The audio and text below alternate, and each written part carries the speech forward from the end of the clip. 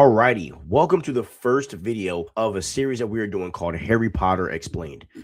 Today, here at the Loreverse, we are breaking down the film that started it all, Harry Potter and the Sorcerer's Stone.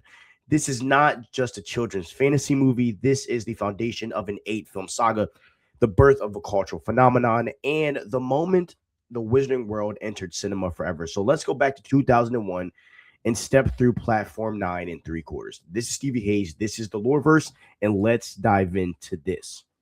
So the story opens in silence, a suburban street, Privet Drive, and we meet Albus Dumbledore, Minerva McGonagall, and Rupus Hagrid, delivering a baby to the doorstep of the Dursley family, and that baby is Harry Potter. We learn immediately that his parents have been killed by the Dark Wizard, Lord Voldemort, but somehow Harry survived, and Voldemort did not. Harry bears a lightning-shaped scar, a physical mark of a killing curse that failed.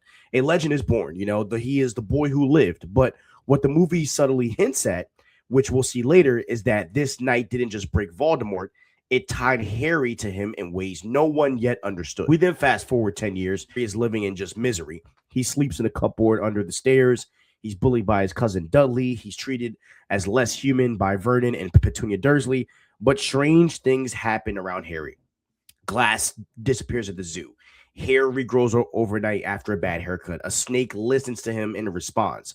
This is the accidental magic, and this is the way that young wizards manifest power when under stress. So magic is leaking out because it cannot be suppressed, and then the letters begin, hundreds of them, addressed directly to the cupboard under the stairs. The Dursleys do try to stop them, fleeing to a shack on a rock in the ocean, but magic cannot be contained. And if destiny wants to find you, it's going to find you. And then on Harry's 11th birthday, at the stroke of midnight, Hagrid arrives. You're a wizard, Harry. And just like that, the world expands. Harry learns he's been accepted to Hogwarts, a school of witchcraft and wizardry. He enters Diagon Alley, the secret heart of London. He discovers his parents didn't die in a car crash. They actually died as heroes, and they left him a fortune in Gringotts.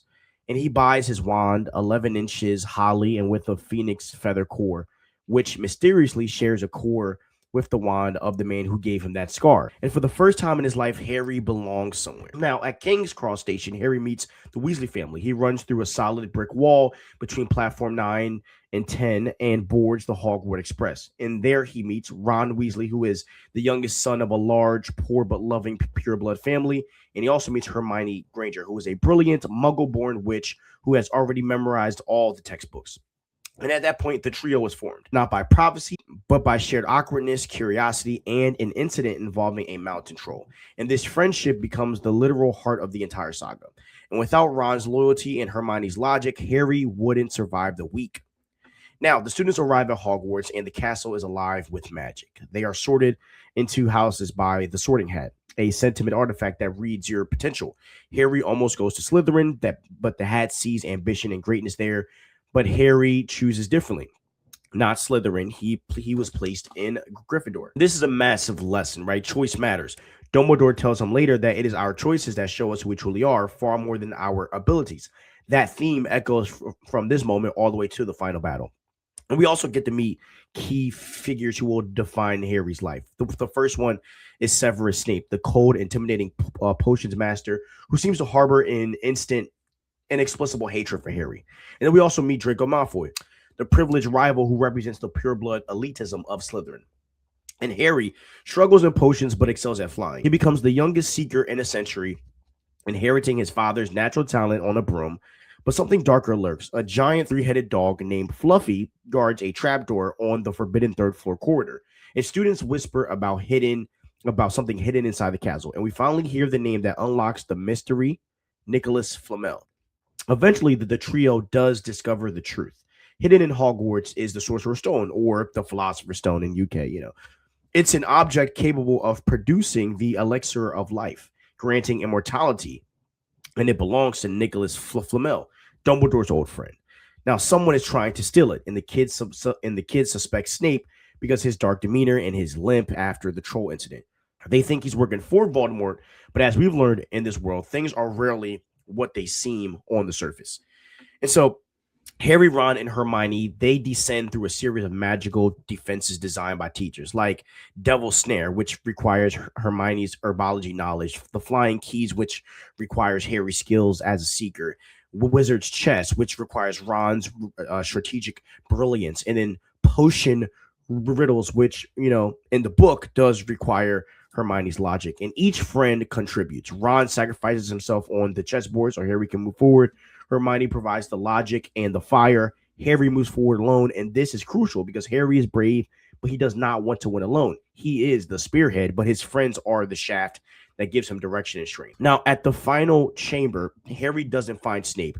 He finds Professor Quirrell. And then the twist. Voldemort is attached to the back of the Quirrell's head, living as a parasitic shadow.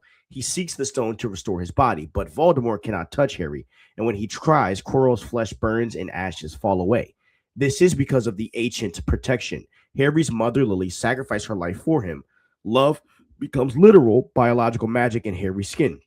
So Voldemort is driven away once more, and he's reduced back to spectral form. And this move establishes the core idea of the entire series. Love is stronger than death. Power is not everything, right? Voldemort has the power, but Voldemort has no soul. So other themes is that choice defines identity, right? Which is Harry choosing Gryffindor. Harry wins not because he's the most skilled or the most powerful wizard, but because he's willing to sacrifice himself for the right thing. And Dumbledore awards last minute points. Gryffindor wins the House Cup, and the stone is destroyed to prevent it from forever falling into the wrong hands. Harry returns to the Dursleys for summer, but everything has changed. He knows who he is now. He has friends, he has a purpose, and Voldemort is still out there waiting and searching for another way back. Now, why does this movie matter, right? This was, directed by Chris Columbus. This film leans into the wonder, right? The warm lighting, the practical sets, and John Williams' iconic score create a feeling of coming home. It captures childhood discovery before the darkness of the later films fully arrive.